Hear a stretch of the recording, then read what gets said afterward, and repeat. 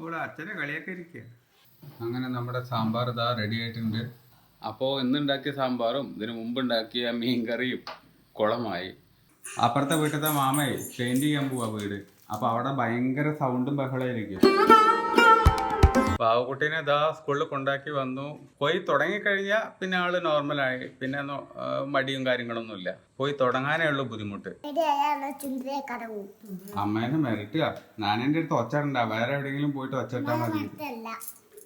എന്താ കഥ? ചിക്കനാരാ വെച്ച് ഇങ്ങോട്ട് മാറ് മാറ് മാറ്. ഫീലിംഗ് ഒക്കെ പോയോ? സങ്കടൊക്കെ പോയോ? ഇവിടെ അച്ഛനെ കളിയൊക്കെ ഇരിക്കുക. ഇതാണ് അമ്മുവിന്റെ യൂണിഫോം.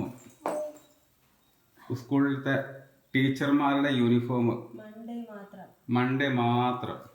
ചൊത്തിന് കളർ ഡ്രസ്സ് ബുധനാഴ്ച മാത്രമേ ഉള്ളൂ. അല്ലാത്ത ദിവസങ്ങളിലൊക്കെ യൂണിഫോം ഇതാ ഇതേപോലെ.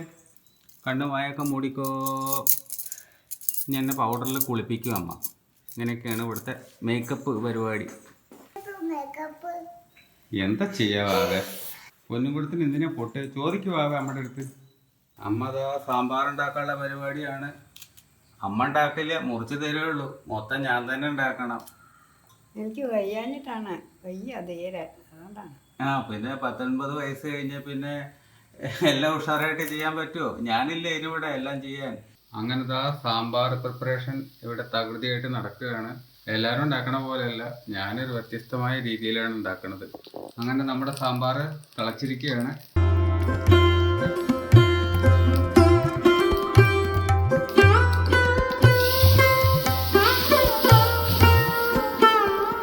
അങ്ങനെ നമ്മുടെ സാമ്പാർ ഇതാ റെഡി ആയിട്ടുണ്ട്. അവരെന്തിനാ വന്നെന്നോ അറിയോ? നമ്മുടെ വീടും അപ്പുറത്തെ വീടും ഒരേപോലെയല്ലേ ഇരിക്കുന്നത്. അപ്പോൾ അവരുടെ അവിടെ കറണ്ടിന്റെ പണി നടക്കുകയാണ്. അവർക്ക് ഇവിടെ പെയിന്റിങ് കാര്യങ്ങളൊക്കെ ചെയ്യാനുണ്ട് ഇവിടെ. പെയിന്റിങ് പരിപാടി, കറണ്ടിന്റെ പരിപാടിയൊക്കെ ചെയ്യാനുണ്ട്. രസം എന്താണെന്ന് വെച്ച് കഴിഞ്ഞിട്ടുണ്ടെങ്കിൽ പെയിന്റിങ് കാര്യങ്ങളൊക്കെ നടക്കുന്ന സമയത്ത് അവിടെ ഭയങ്കര ബഹളം കാര്യങ്ങളായിരിക്കും. എന്നിട്ട് ആ ചെക്കനെ വിളിച്ചിരുന്നു, ആ വീട്ടിൽ. അവരിത് വെക്കാനുള്ള പരിപാടിയാണ് ഈ വീട്. അപ്പോൾ അവരെ വന്ന് വിളിച്ചിരുന്നു അവൻ. എന്നിട്ട് പറഞ്ഞിരുന്നു നാളെ മുതൽ ചിലപ്പോൾ പണി ഇവിടെ തുടങ്ങും, ഭയങ്കര ബഹളമായിരിക്കും. പെയിന്റിങ് പണി എന്നാലല്ലേ വീട് വെക്കാൻ പറ്റുള്ളൂ.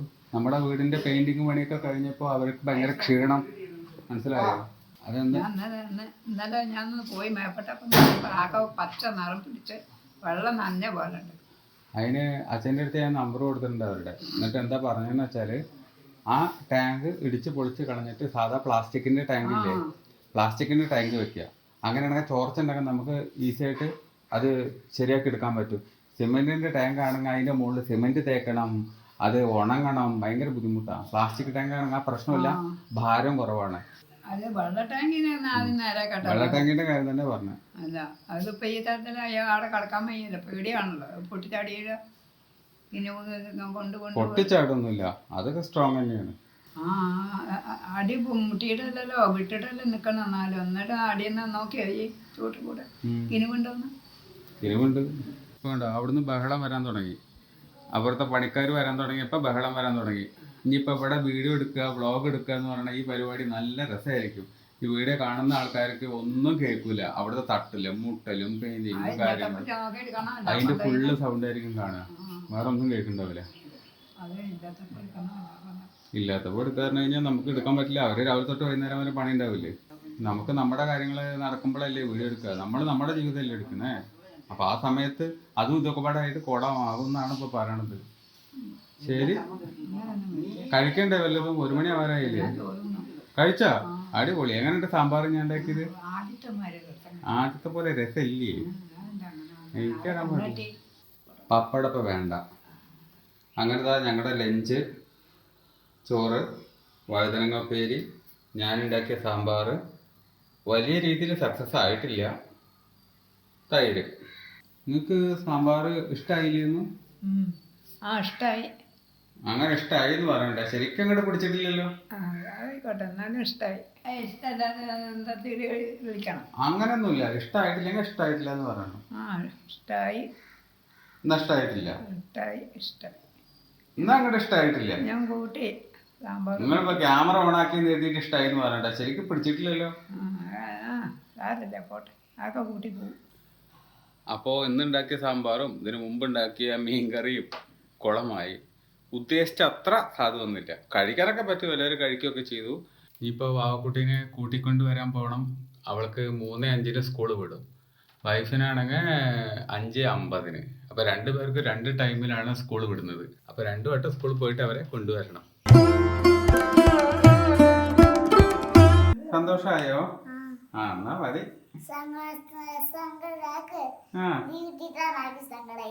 ലീവ് കിട്ടിയപ്പോ സങ്കടമായോ? സ്കൂളിൽ പോവാഞ്ഞിട്ടാണ് സങ്കടം? ഏതാ സാധനം പറയുന്നത് അറിയാനേ. ഇന്നലെ സ്കൂളിൽ പോവാനായിരുന്നു മടി. ഇങ്ങോട്ട് ഇരിക്കേ,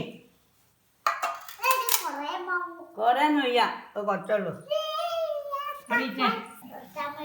വാവയുടെ ഒരു പ്രത്യേകത എന്താന്ന് പറഞ്ഞാൽ സ്കൂളിട്ട് വന്നു കഴിഞ്ഞാൽ തന്നെത്താനെ ഇരുന്ന് ഹോംവർക്ക് ഒക്കെ ചെയ്തോളും. ആരും ഒന്നും പറയണ്ട. മുത്തശ്ശി വെറുതെ കൂടെ ഇരുത്താൻ മതി അല്ലേ മുത്തശ്ശി? തമിഴ് അല്ലേ?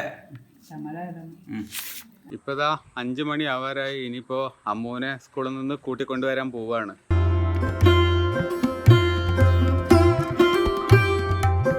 സ്വത്തിന് നല്ല ചോക്ലേറ്റ് തരണം എന്നാ പറഞ്ഞേ. നല്ല ചോക്ലേറ്റ് തരുന്നില്ല തരുവേ? അച്ഛൻ തരുന്നുണ്ടോ? അച്ഛൻ തരുവേ? 5 സ്റ്റാർ. ഹാപ്പി ആയോ?